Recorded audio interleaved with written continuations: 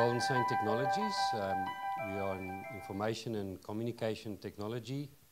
We do IT infrastructure. And we will be listing on the standard in September. Our prospectus is into the UKLA for approval. So today is just giving you a bit more information on the company, who we are, what we do, what our core skills are, and where we're going. I've got 20 minutes, Stefania. Yeah. I'll give you 19 minutes to read through the disclaimer, and then we can move on.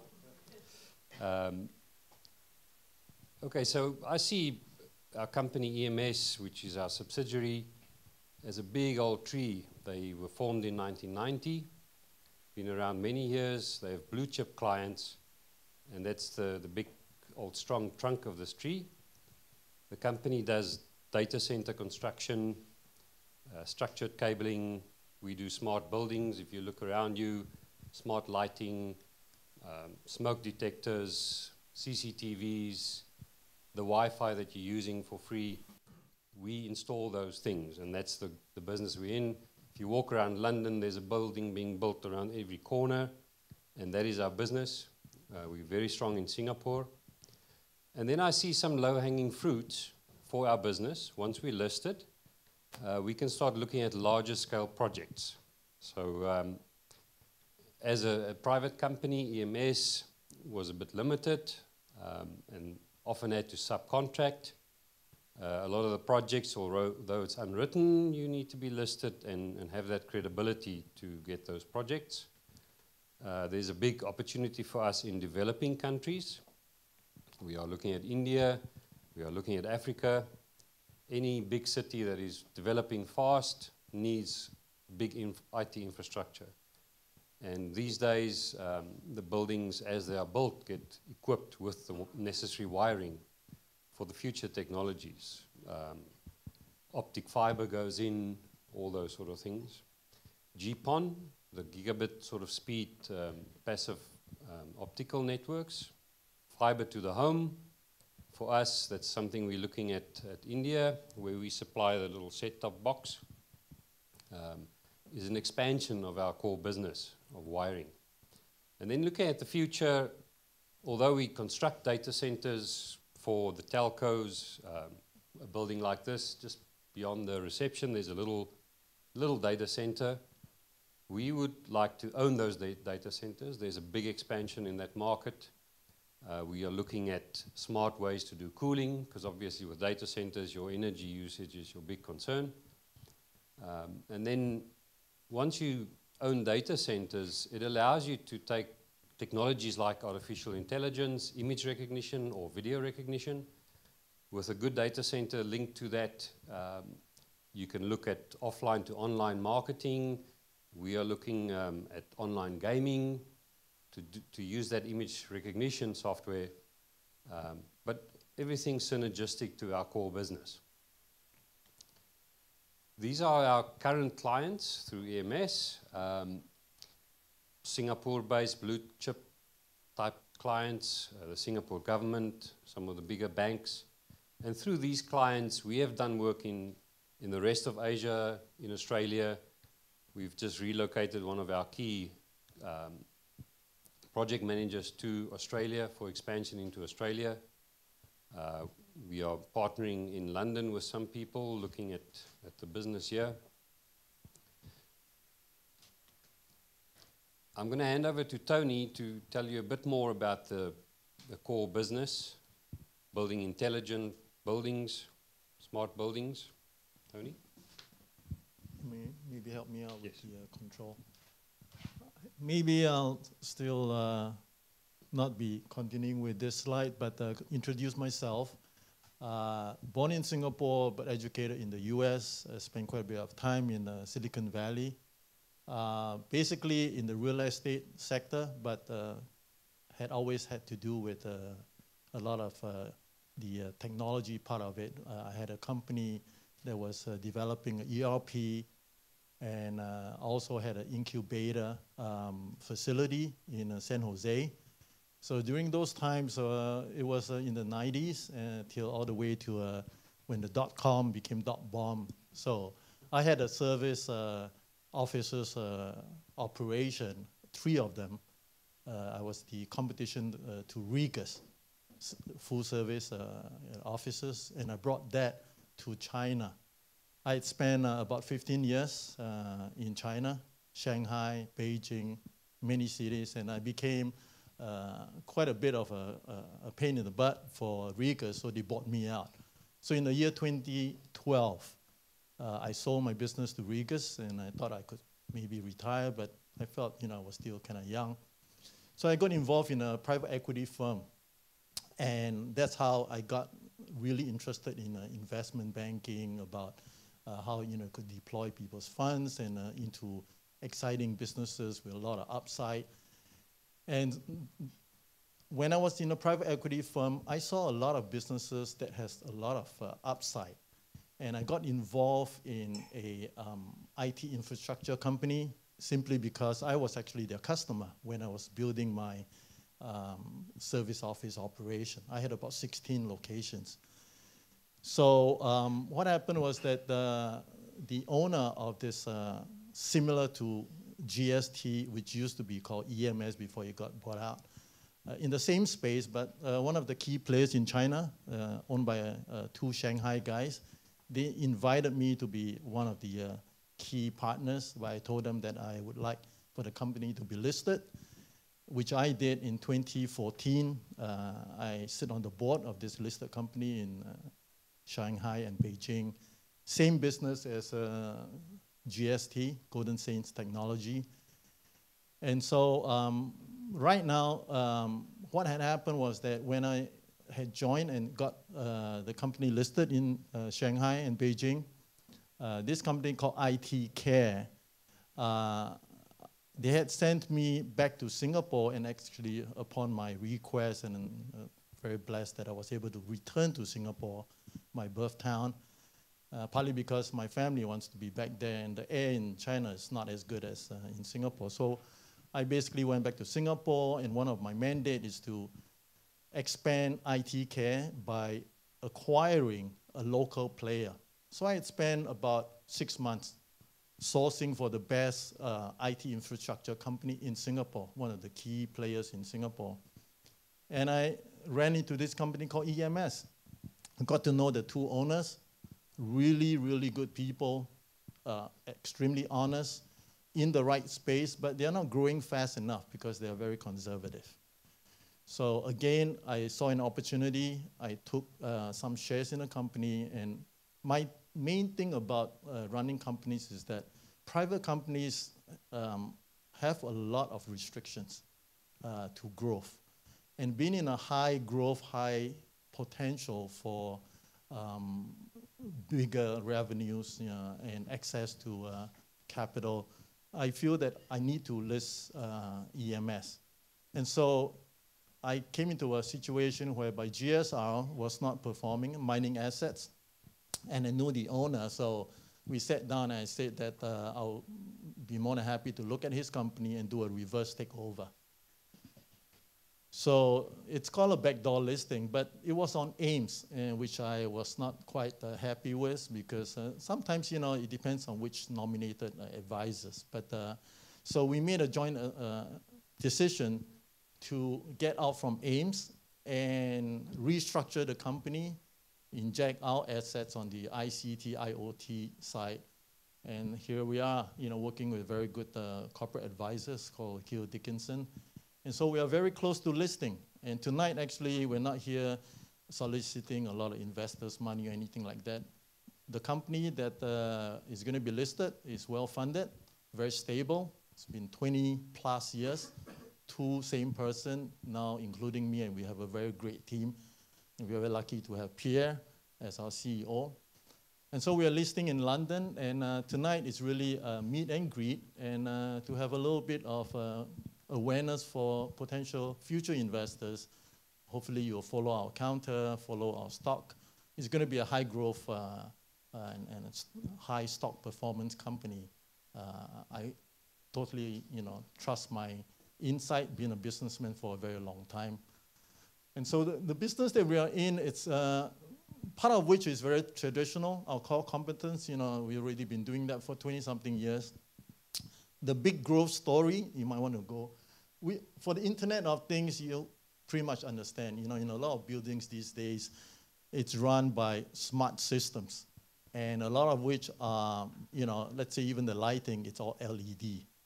It can be very smart in the sense that, you know, it's different zones. Let's say in a floor plate of about 10,000 square feet, there's only, let's say, 20 people working on the west wing. You don't need to light up the whole building. So we have all these control systems similar to Honeywell, whereby it senses, you know, which area, what time, what date, and we could program it. It's all, we could configure it. And so we have a lot of low voltage system, the ELVs, and these days it's all built together with the ICT systems. And like Pierre already had introduced, we are one of the key people in designing and installing and managing data centers, but we would like to own data centers in the future. We're looking in the talking stage with the Thai government in the city of Pattaya, and we basically want to be building a data center there in the coming year and a half, and it's all properly financed. We have the right partners, including PCCW, Telstra, China Telecom. We are very close to these telco players because we service their accounts. So the other thing I would like to inform all of you is that, first of all, the company has a portion which is very sure-footed. We are not a startup. We're not a get-rich-quick kind of business. But we are looking at a lot of upside. So the listing to us, it's a little bit more traditional. I would not be telling you that, you know, it's going to double and triple in terms of the stock price, but there's a lot of upside potential. And with the right team and the right business plan, moving forward in the coming years, going to new cities, one of which I would like to tell you, it's we've been appointed, and we have the LOI for Chennai, you know, one of the states in the south, for the deployment of their fiber to the home GPON solution. And we are supplying both equipment, which is the setup box, the triple play for IPTV and all that to the homes. It's about a $60 million project, and it's going to be rolled out within 18 months. So we are excited, and we are listing because once we are a listed company, there's a lot more that's available to us in terms of resources, including human capital. We are able to recruit a good CTO, and people like Pierre would come on board. Private companies have a little bit more constraint in many areas. So the business that we have, again, you know, many different areas, but we're moving into more exciting areas, more profitable areas. A lot of our business, we do have a very safe 15% average EBITDA. And so, but, you know, we are not a cryptocurrency, blockchain company, sexy story, but, you know, businesses, if you look at it, you have many different industries. Some of them are extremely profitable and stay profitable. And if you want to talk about disruptive, I mean, let's talk about, let's say, electrical, mechanical, aircon. I mean, these things cannot be so easily disrupted. But the business goes on. If you walk around London City, all these buildings are coming up.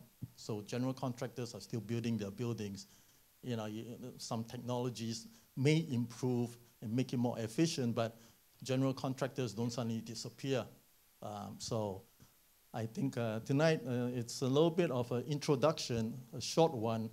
We didn't come here to, you know, kind of have a big story on what's going to happen, but you'll hear of Golden State Technologies in the coming months. And we want to first thank Stefania so much for inviting us. I'm from Singapore, so I'm flying back early next week. And this opportunity is a first for me. I haven't been back to London for quite a while, 10, 12 years already. And I'm very excited. This is a very vibrant city, and I love it. Thank you very much for coming.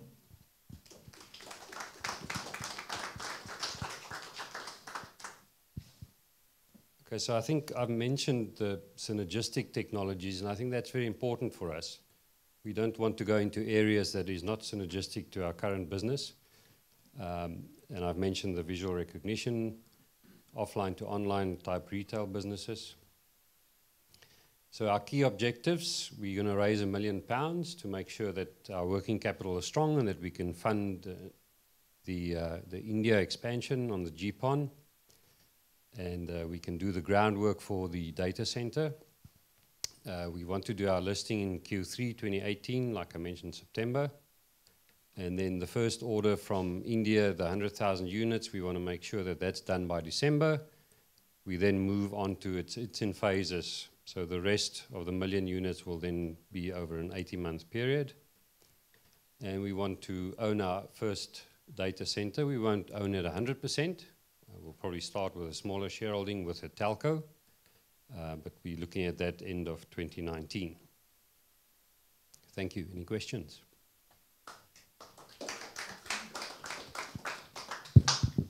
Okay, thank you very much, Pierre and Tony. Do you have any question?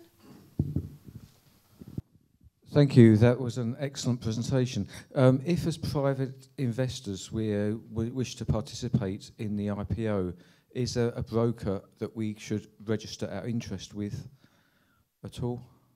It is not finalized, but we made an agreement yesterday with a local broker. So we will let you know. If you take my card, or you give me your information, we'll be in touch. So I just need to do the paperwork to make it official. Thank you. Yeah, you say that you're IPOing, but you're only raising £1 million. Why is that? Because that seems to be a very small amount of money that you're raising. You know, I don't think you could. From where I come from, what can you do with £1 million at this end of the market? The growth that we are planning for the core business would be sort of the 20-30% annual growth. So the £1 million plus the $1 million we have in the bank is sufficient for that. Yeah. But as you see from our strategy, data centers, other technologies, we are working at that as part of the listing and being a listed company. Yeah. So that kind of funding we're not raising now. Some of that will not be through issuing shares. Yeah. There are many funding models that we can look at. Yeah. But the $1 million is going to take us into a high growth situation for the core business. So what will be the market? What do you think the market cap of the company will be on the day of the IPO? About £18 million. About 18 million. Yeah. So that means that there's a lot of seed investors, a lot of seed shareholders already in the company. Yes. Yeah. Yeah. So who are the big shareholders in the company? After the RTO, the two owners of EMS that we bought the company from will own just over 50%. Yeah. We have a few other key shareholders. All the old GSR shareholders are still in there, into the 30% of that. Does that mean that Cyril D'Souza is still a major shareholder? Won't be major. But he'll still be a shareholder in the company? He will still be. Yeah. Okay. Yeah. Okay, that's it. Thanks a lot. Yep, won't play a role going forward, but the old shareholders, Golden Saint, they're still there. Tony, maybe you also want to mention about, because we mentioned about lots of projects that you already have just strategic investor in place, and I think it's important you mention your connection in Asia so people understand that your growth strategy is backed already by strong Asian support anyway. But okay, thanks, Stefania. I think, we're not here to, like I repeat myself, and apologize for that, to get investors. For the 1 million, it's basically one of the conditions moving forward. And actually, we have a broker, a key broker that's really committed. And so that's more or less done. And, my role in this company, besides being the executive chairman on the board, it's financial governance, corporate governance, compliance issues, and all of that. Through my many years of involvement with many companies, including that year that was in private equity, I'm very interested and I'm willing to take on that role. But the key role that I'll be playing is bringing in a lot of investors, mainly from China, Hong Kong, and also from Macau. The 15 years that I spent there, I have built a lot of very precious relationships. And they are flush with cash and they are looking at investing and partnering up. They might not want to take up a share or stock, but they want to form a lot of these synergistic good relationships where they do the funding, because they have a separate, different problem. Some of them have a lot of cash, but for them to deploy it, they have to do it in a very strategic fashion. So like a data center, they might come in to be one of the major shareholders of that project, and GST will take a smaller share of the project. So, and a lot of our business, it's positive cash flow. So we are not like in a mining industry whereby it's always pumping money into the projects. The business that we are in has always been profitable. It's been profitable for 20 years. So for us to expand further, say next year, we'll be doing some project financing, and some of which are coming also from our good connections in China and in Hong Kong and some other parts of Asia. Okay, thank you. Anyone else? Tony or Pierre. Yeah, this order in India, apparently it's with telco, yeah? Is it a partnership with telco or is it all yours? Yeah. Well, we are working directly with the government, Chennai, Andhra Pradesh. So the telco is the one giving the content. What we do is to deploy all the equipment, supply the equipment, plus some of the implementation and project management and ongoing maintenance. But India is a huge, huge country. So this is actually a test bed. Right. Even though 1 million sets, of the setup boxes, each of them will be selling to them about $66 to $67. Our cost is less than $40. So there's a very nice profit margin there.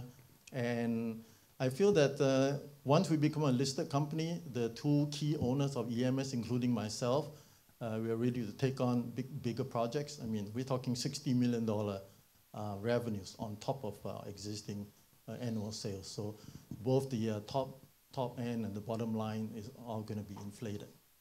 Thank you, Tony. Yep. Thanks a lot.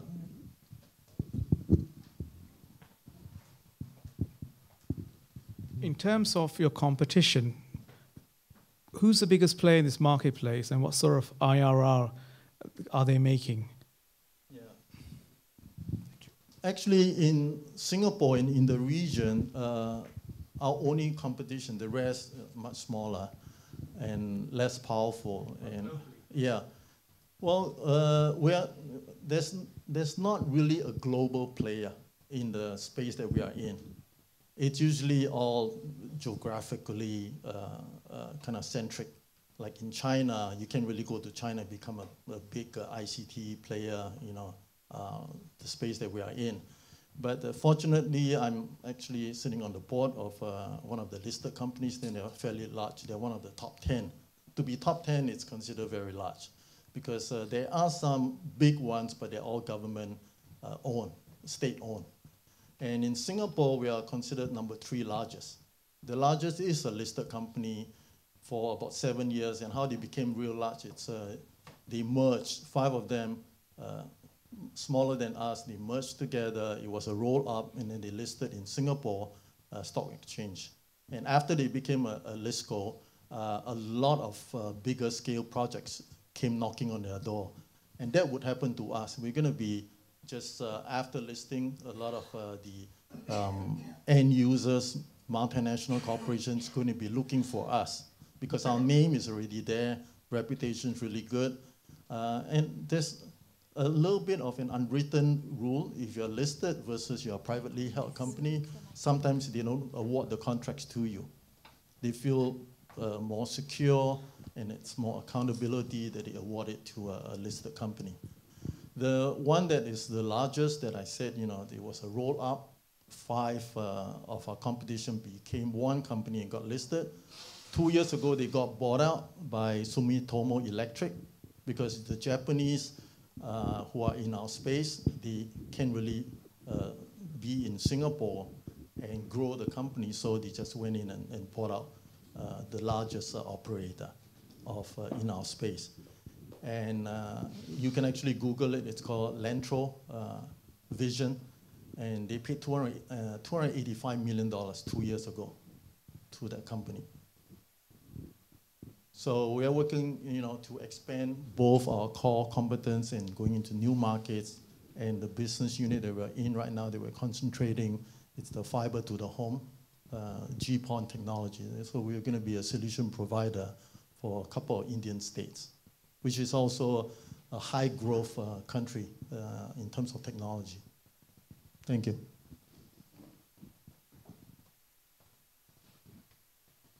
Any other question? Well, I have a question. It's not clear from your presentation. Are you a mining company or IoT or gambling or gaming?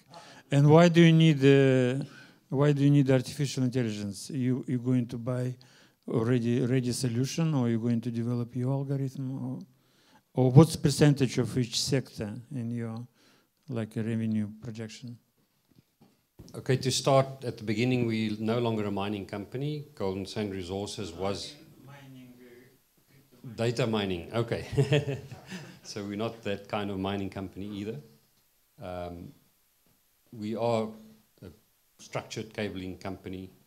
IoT is our core business, and we're looking at expanding into new technologies like GPON. So currently GPON is zero of our business. If we do that first contract in India, it will be 10 times bigger than our current turnover. So those are the sort of opportunities that we're looking at. Because in the base cabling business, you can grow by acquisitions. A few small guys we can eat up. But to actually grow that as a business on its own, there's a 20-30% growth ceiling that you can hit. And then you ask about the artificial intelligence. Those are not our own technologies. We have business partners, but because we are spread over the world, they are only Singapore-based. They are looking at licensing it to us for Australia, for the UK, and for Africa. But those are things that are a little bit further out for us. Our first step is to take our skills and start owning data centers and expand into developing markets. Okay, thank you very much, Pierre. Anybody else? Okay, so I think we can close it now. And if anyone is interested in Golden Sand technology, either you talk to Pierre and Tony or drop me an email and I can put you in touch with them.